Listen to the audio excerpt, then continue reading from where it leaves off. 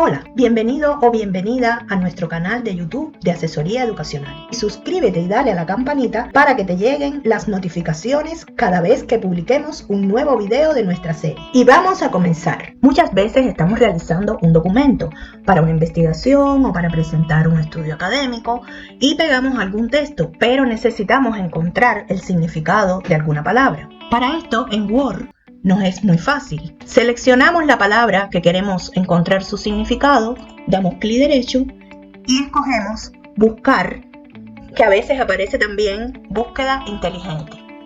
En la parte derecha nos aparece el significado de esta palabra en diferentes sitios de internet. Por ejemplo, podemos escoger uno de ellos y leer con más profundidad. Hasta aquí nuestro tema de hoy. Nos vemos en el próximo video. Si les gustó nuestro contenido, suscríbase a nuestro canal y dele a la campanita para recibir notificación de los próximos videos de esta serie. Y déjenos en los comentarios qué contenidos desea ver o alguna duda sobre el contenido de este video.